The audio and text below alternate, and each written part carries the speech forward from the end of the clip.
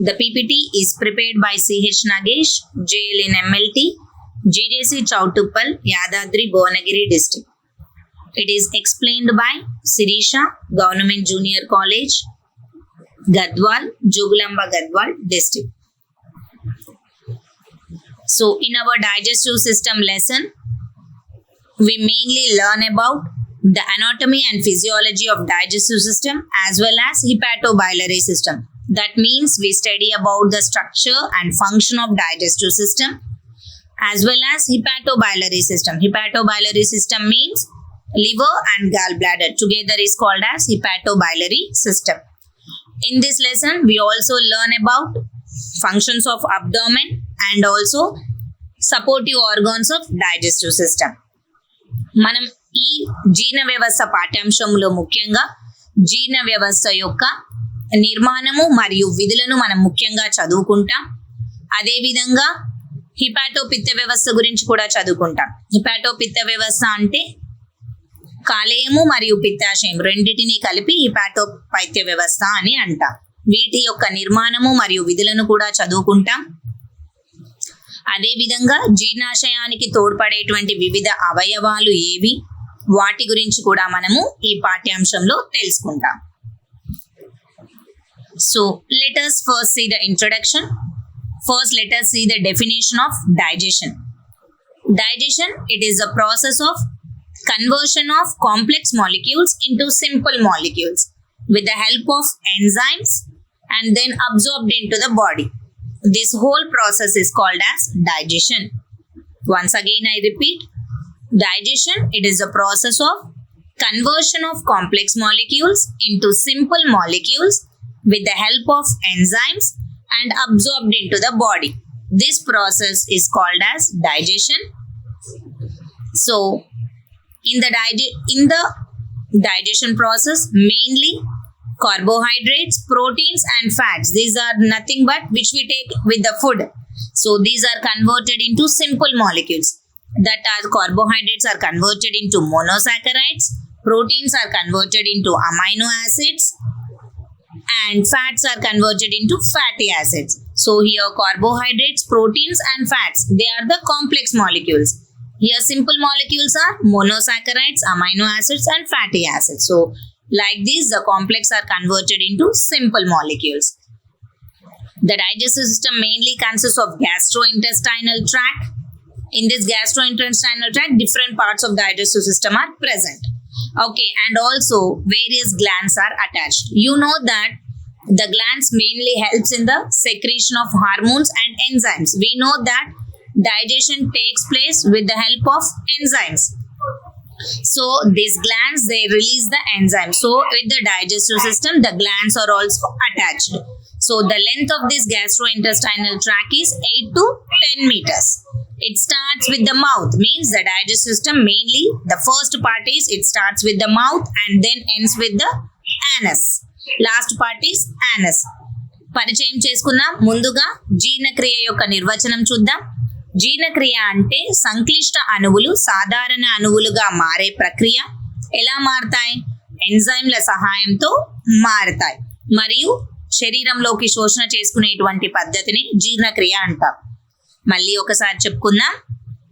జీర్ణక్రియ అనగా సంక్లిష్ట అణువులు సాధారణ అణువులుగా ఎంజైమ్ల సహాయంతో మార్చే ప్రక్రియ మరియు శరీరంలోకి శోషించుకునేటువంటి పద్ధతిని జీర్ణక్రియ అంటాం.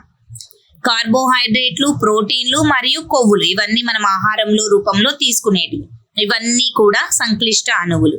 మరి ఇవి సాధారణ అణువులుగా మారతాయి. అవేంటి? కార్బోహైడ్రేట్ మోనోసాకరైడ్లు లాగా, ప్రోటీన్లు అమైనో ఆమ్లాల లాగా, కొవ్వులు కొవ్వు ఆమ్లాలు లాగా మారతాయి జీర్ణ క్రియలో. జీర్ణ వ్యవస్థలో జీర్ణాశయాంతర ప్రేగు మరియు వివిధ గ్రంథులు కూడా జత చేయబడతాయి. మీకు తెలుసు, గ్రంథులు ఎంజైమ్లను ఉత్పత్తి చేయడానికి, హార్మోన్లను స్రవించడానికి మనకు ఉపయోగపడతాయి. ఆహారం ఎంజైమ్ల సహాయంతోనే జీర్ణం అవుతుంది. కాబట్టి జీర్ణాశయానికి గ్రంథులు కూడా జత చేయబడతాయి. జీర్ణాశయ నాళం మొత్తం మనకు 8 నుంచి 10 మీటర్లు ఉంటుంది. దీంట్లో మొదటి భాగం నోరు, చివరి భాగం పాయువు. నోటితో మొదలై పాయువుతో ముగుస్తుంది. So the main parts of the gastrointestinal tract are the main functions of gastrointestinal tract are ingestion, digestion, absorption, and excretion of waste products. So what is meant by ingestion? The process of taking food into the mouth is called as ingestion. Digestion, just now we have seen, process of breaking down of complex substances into simple substances with the help of enzymes and absorbed into the body is called as digestion. Absorption means the transport of products of digestion from the intestine into the blood. It is called as absorption. Excretion of waste products, it is also called as defecation. So the undigested waste material present in the digestive system is sent out of our body through the anus. This process is called as defecation or excretion of waste products. జీర్ణ వ్యవస్థ, జీర్ణాంతయ ప్రేగు, దీన్ని alimentary canal అని కూడా అంటారు. దీని గ్రంథులు జత చేయబడ్డాయని మనం చదువుకున్నాం. దీని యొక్క ముఖ్య విధులు ఏంటి అంటే 4 విధులను ఇది చేస్తుంది. ఆహారం తీసుకోవడం అంటే నోటి ద్వారా ఆహారాన్ని తీసుకునేటువంటి పద్ధతిని ఆహారం తీసుకోవడం అంటాం. జీర్ణక్రియ ఇప్పుడే చూసాం. ఎంజైమ్ల సహాయంతో సంక్లిష్ట అణువులు సాధారణ అణువులుగా మారే ప్రక్రియ మరియు శరీరంలోకి శోషించుకునేటువంటి పద్ధతిని దీన్నే జీర్ణక్రియ అంటాం. శోషణ చేసుకోవడం అంటే జీర్ణమైనటువంటి ఆహారం అంతా కూడా రక్తంలోకి వెళ్ళేటువంటి పద్ధతిని శోషణ చేసుకోవడం అంటాం. వ్యర్థ ఉత్పత్తుల విసర్జన లేదా డెఫికేషన్ అని కూడా అంటాం. జీర్ణాశయంలో మిగిలిపోయినటువంటి జీర్ణం కానటువంటి ఆహారం అంతా కూడా వాయువు ద్వారా బయటికి వెళ్ళేటువంటి పద్ధతిని వ్యర్థ ఉత్పత్తుల విసర్జన లేదా డెఫికేషన్ అని అంటాం. Mainly the components of digestive system are, we studied that it starts with the mouth. So mouth, pharynx, esophagus, liver, stomach, gallbladder, pancreas, large intestine, small intestine, rectum, anus. Starts with the mouth and end with the anus. So in our lesson we will study about each and every part of the digestive system. జీర్ణాశయంలో ముఖ్యంగా మనం చదువుకున్నాం నోరుతో మొదలవుతుంది, తరువాత పాయువుతో end అవుతుంది.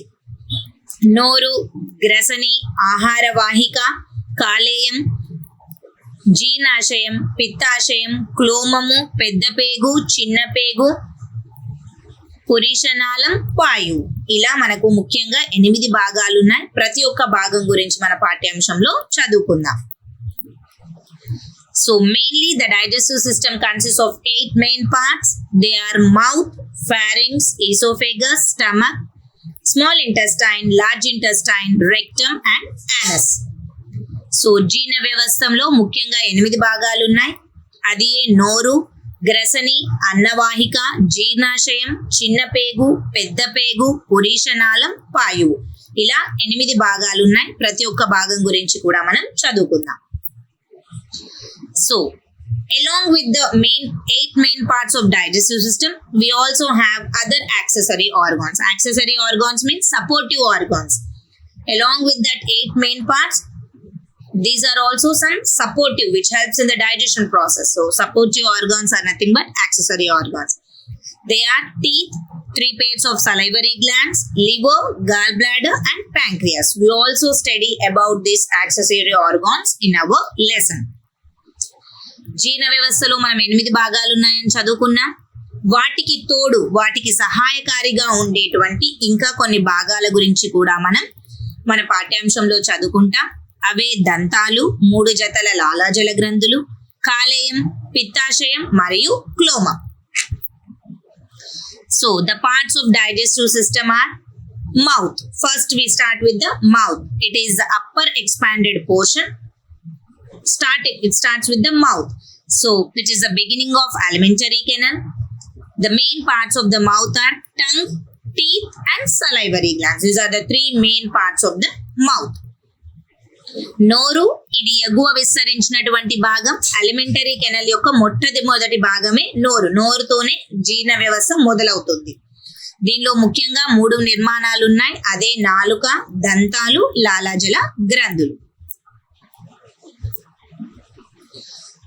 what happens in the mouth? Mainly mastication of food takes place in the mouth. So what is mastication? Here, cutting of food with the help of teeth and also crushing of food with the help of teeth and mixing with the saliva. Cutting, crushing and mixing with the saliva. This three process is called as mastication. Means complete what we tell, tearing of the food, mixing with saliva, everything is called as mastication. After mastication, the food is mixed with the saliva. Because if it mixes with saliva, then only it forms the bolus. If the bolus is formed, then only it is easy for swallowing. So, in the mastication, some part of the digestion of the food will be completed. So, next, saliva contains mainly an enzyme called as amylase. We have studied that digestion of food takes place with the help of enzymes. So, saliva mainly contains an enzyme called as amylase. It helps in the digestion of carbohydrates. That is, they convert starch into maltose. After that, tongue helps in the swallowing of that masticated food bolus. And also, taste is also seen in the mouth itself. నోటిలో జరిగేటువంటి ప్రక్రియలు ఏంటి అంటే mastication అంటే నమలడం, ఆహారాన్ని విరగ్గొట్టడం, బాగా నమలడం మరియు లాలాజలంతో కలపడం, వీటన్నిటిని ఏమంటాం? మాస్టికేషన్ అంటాం. అలా మాస్టికేషన్ అయినటువంటి ఆహారం లాలాజలంతో కలుస్తుంది. అలా కలిసి బోలస్ ని ఏర్పరుస్తుంది. బోలస్ ఏర్పడితే మింగడానికి సులభంగా ఉంటుంది. లాలాజలంలో ముఖ్యంగా అమైలేజ్ అనే ఎంజైమ్ ఉంటుంది. మనకు తెలుసు ఆహారం జీర్ణం కావాలి అని అంటే ఎంజైమ్లు మనకు ఉపయోగపడతాయని. మరి లాలాజలంలో కూడా అమైలేజ్ ఎంజైమ్ ఉంటుంది. అది ముఖ్యంగా పిండి పదార్థాలను జీర్ణం చేస్తుంది. అదే స్టార్చ్ ని మాల్టోజ్ లాగా మారుస్తుంది. నాలుక ద్వారా మనము మింగడం అనేది చేస్తాం. రుచి కూడా మనం నోట్లోనే చూస్తాం. So functions of the tongue. Tongue lies in the floor of the mouth and it is attached to the hyoid bone. Tongue mainly contains a root at which blood vessels and nerves passes. We know that with the help of blood we get the energy. Nerves, we get the signals from the brain. So blood vessels and nerves are also present in the tongue. Mainly 4 types of taste buds are present on the tongue. We know that taste buds are helping tasting the food. So 4 types of taste buds are present. They are circumvallate papillae, fungiform papillae, filiform papillae and folate papillae.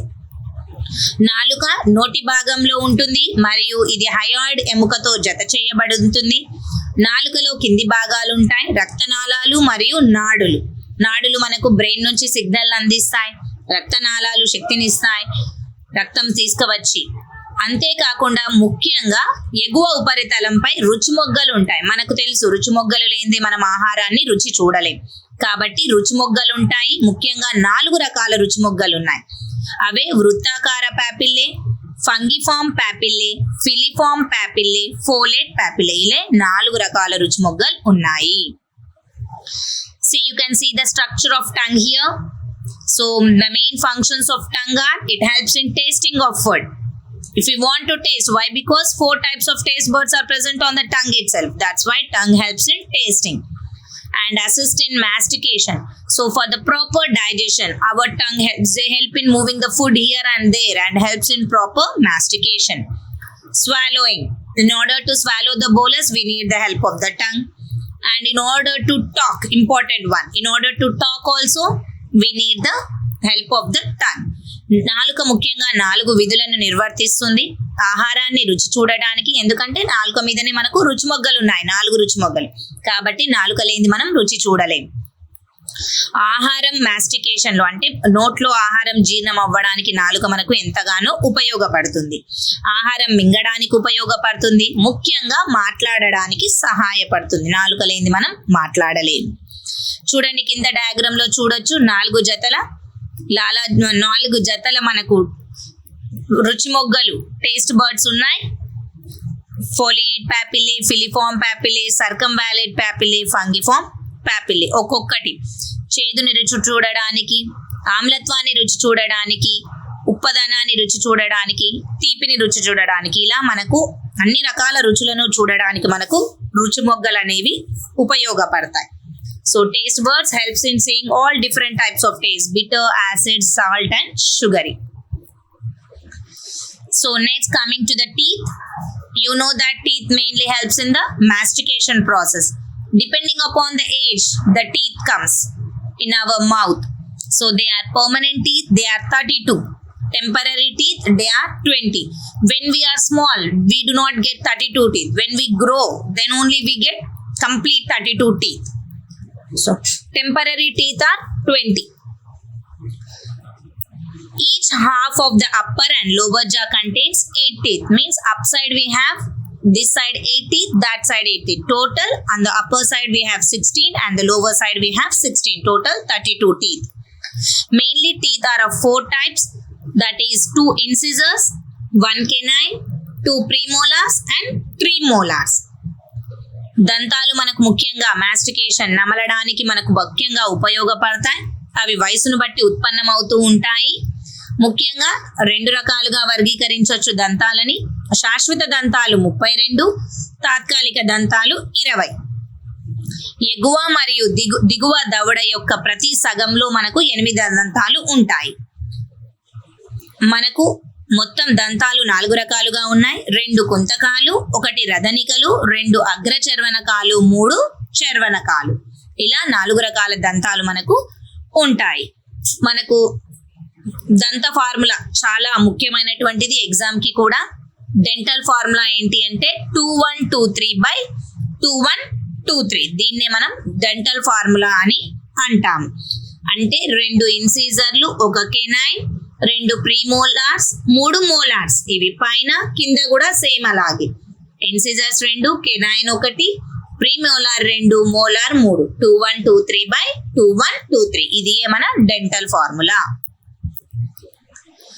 So, what are the functions of the teeth? Okay, teeth mainly helps in, that is incisors. You can see in the diagram we have 2 incisors, 1 canine, 2 premolars, 3 molars. చూడండి diagram లో మనకు 2 ఇన్సిజర్లు ఉన్నాయి. Okay, అంటే కుంతకాలు, రదనికలు, అగ్రచర్వనకాలు, చర్వనకాలు. ఇలా చూడండి diagram లో మీకు ఇవన్నీ కూడా ఉన్నాయి. ఓకే, కాబట్టి incisors what they do, they help in the cutting of the food, whereas canines they help in tearing of the food. Premolars help in nicely grinding, cracking of food, and molars help in grinding and mastication of the food. దంతాలు ఏం పని చేస్తాయంటే కుంతకాలు ముఖ్యంగా ఆహారాన్ని కత్తిరించడానికి ఉపయోగపడతాయి. 2 కుంతకాలు ఉన్నాయి చూడండి డయాగ్రామ్ లో మీరు, ఇన్సిజర్స్. ఓకే, రదనికలు ఆహారాన్ని కొరకడానికి ఉపయోగపడతాయి. కెనైన్లు ఎన్ని ఉన్నాయి? 1 ఉంది, ఆహారాన్ని కొరకడానికి ఉపయోగపడతాయి. అగ్రచర్వనకాలు ఆహారాన్ని నమలడానికి ఉపయోగపడతాయి. ఎన్నున్నాయి మనకు? అవి 2 ఉన్నాయి. ఏం చేస్తాయి? ఆహారాన్ని నమలడానికి సహాయపడతాయి. చర్వనకాలు 3 ఉన్నాయి, ఆహారాన్ని నమిలి మరియు మింగడానికి సహాయపడుతుంది. సో salivary glands, లాలాజల గ్రంథులు. So there are mainly 3 types of salivary glands in the mouth. They are parotoid, submandibular, sublingual. 3 glands are present. So parotoid, it is the largest of all the 3 glands. It is present on one on each side, is present below and anteriorly front of each ear. చెవి కిందనే మనకు ఈ parotoid గ్రంథులు కనిపిస్తాయి. So below the ear we can see this parotoid glands on each side of the ear. So submandibular, it is a major pair. It is also 2 pair of salivary glands beneath the lower jaws. In the lower jaws we can see these submandibular glands. Sublingual, it is situated inferior to the tongue and anterior to the submandibular glands.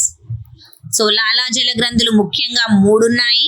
parotoid గ్రంథులు, ఇవి అతి పెద్దదైనటువంటి గ్రంథులు. చెవికి ముందుగా ఉంటుంది మనకి. ఇవి ప్రతి వైపులో ఒకటి చెవికి ముందుగా ఈ లాలాజల గ్రంథులు ఉంటాయన్నట్టు. అధోజంబిక గ్రంథులు, ఇవి దిగువ దవడల కింద ఉన్న లాలాజల గ్రంథి యొక్క ప్రధాన జత. ఈ దవడ ఆ దవడ రెండిట్లో 2 సైడ్ లో మనము అధోజంబిక గ్రంథులను చూడొచ్చు. అధోజిహ్వక గ్రంథులు ఇది నాలుక కంటే తక్కువ మరియు సబ్మండిబులార్ గ్రంథులకు పూర్వంగా ఉంటుంది. సబ్మండిబులార్ గ్రంథులకు పూర్వంగా మనకు ఇవి ఉంటాయి, అంటే అధోజంబిక గ్రంథులకు ముందుగా మనకి ఇవి కనిపిస్తాయి. So what does the saliva do? Saliva, it mainly helps to keep our mouth moist. If there is no moistness, then we cannot talk. So it helps in moistness and helps in talking.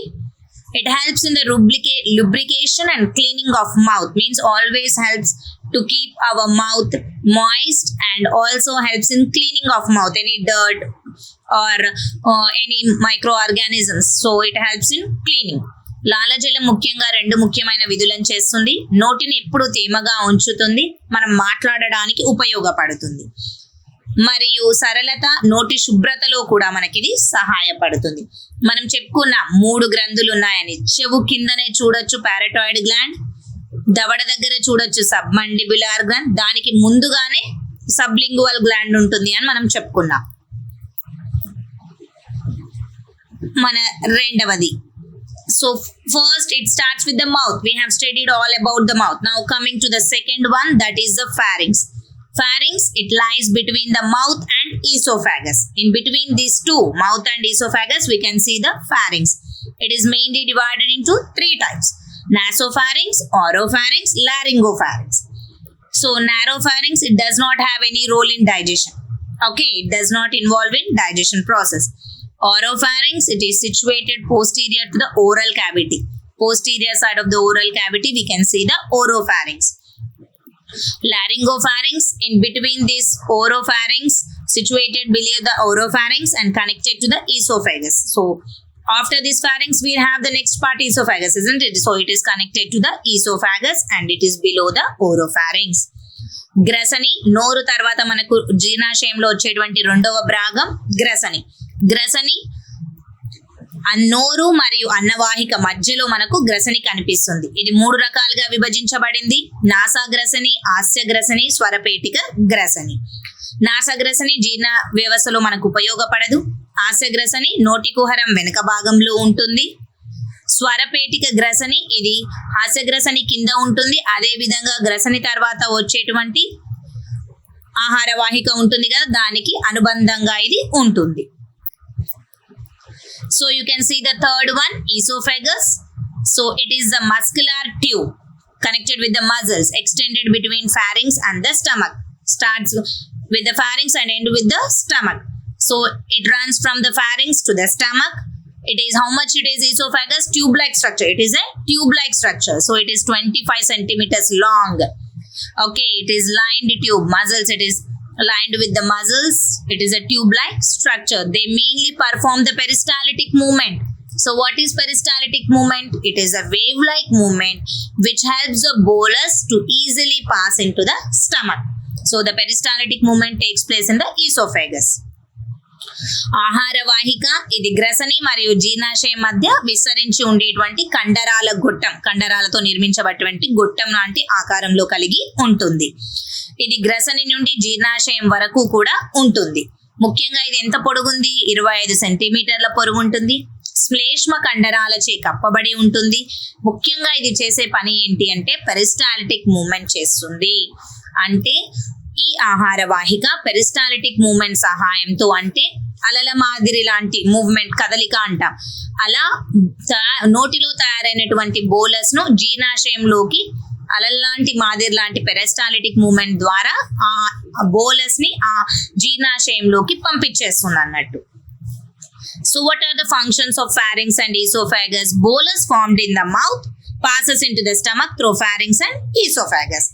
So passage of bolus into the stomach through these pharynx and esophagus, that process we call as degglutination or swallowing.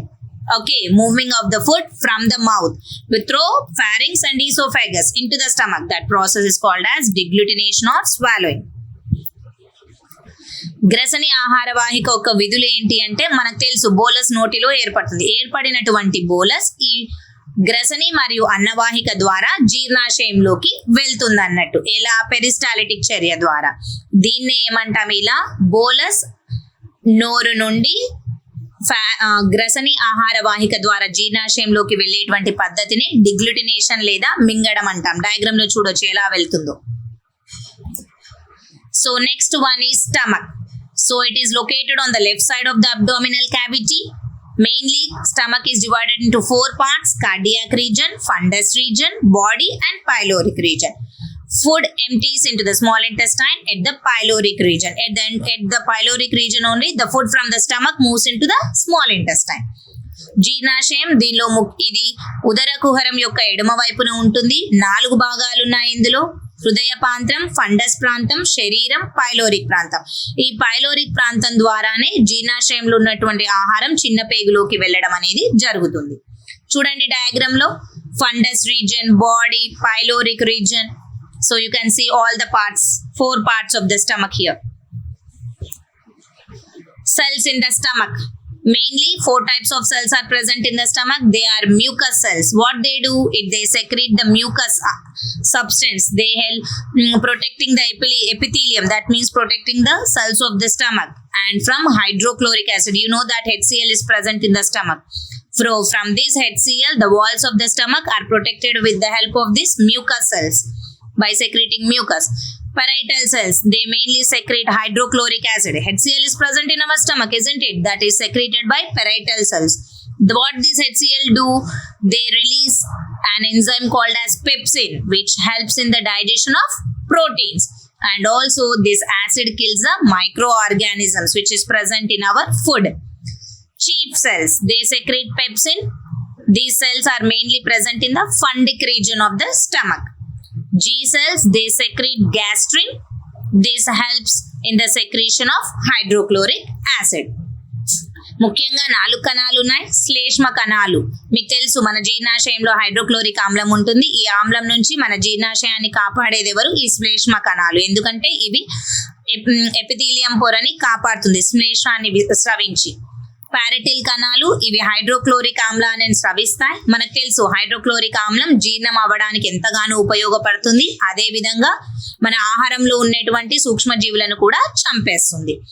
ముఖ్య కణాలు, ఇవి pepsin ను స్రవిస్తాయి. ఈ pepsin ఏం చేస్తుంది అని అంటే మనకు కణాలని ప్రాథమిక ప్రాంతంలో ఉంటాయి.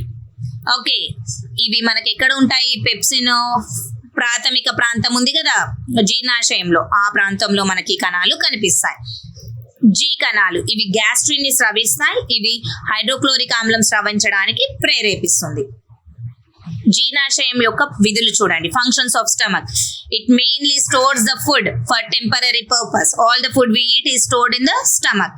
It secretes gastric juice which helps in digestion process and absorption of small quantities of water, salt, alcohol, glucose and creation and certain drugs takes place in stomach.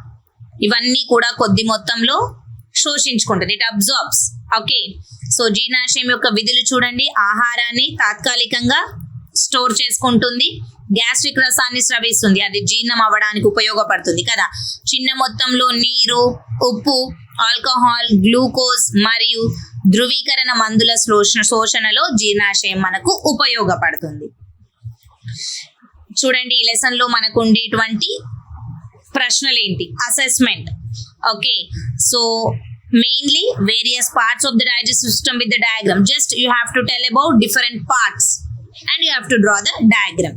And next one is structure and functions of the stomach. Mainly you have to explain about the functions. 4 types of parts present in the stomach, what they do, which types of cells are present, what they secrete, everything you have to explain in the second question. ముఖ్యంగా 2 6 మార్కుల ప్రశ్నలు ఉన్నాయి. జీర్ణ వ్యవస్థ యొక్క భాగాలు పటం సహాయంతో వివరించడం, జీర్ణాశయం యొక్క నిర్మాణం మరియు విధులని మనం పటం సహాయంతో వివరించాం. జీర్ణాశయంలో మనకు 4 రకాలైనటువంటి భాగాలు ఉన్నాయి. దాంట్లో వివిధ కణాలు ఉన్నాయి. అవేమేం చేస్తాయి అన్నీ కూడా మనం ఈ 2వ ప్రశ్నలో రాయాల్సి ఉంటుంది. So see 2 marks question. Mainly define digestion. We have seen parts of digestive system, 8 main parts. Okay, saliva, we have seen 3 to 4 functions of saliva. Dental formula we have seen 2 1 2 3 by 2 1 2 3. And define deglutition. So what is meant by deglutition? So movement of food from the mouth again into the stomach with pharynx and esophagus, that is called as deglutition, isn't it? So that definition. 2 మార్కుల ప్రశ్నలు ఉన్నాయి మనకు. జీర్ణక్రియ నిర్వచించండి, జీర్ణ వ్యవస్థ యొక్క భాగాలు, లాలాజలం యొక్క గ్రంథులు, దంతసూత్రం, డిగ్లుటినేషన్. So this is the end of our lesson. Thank you.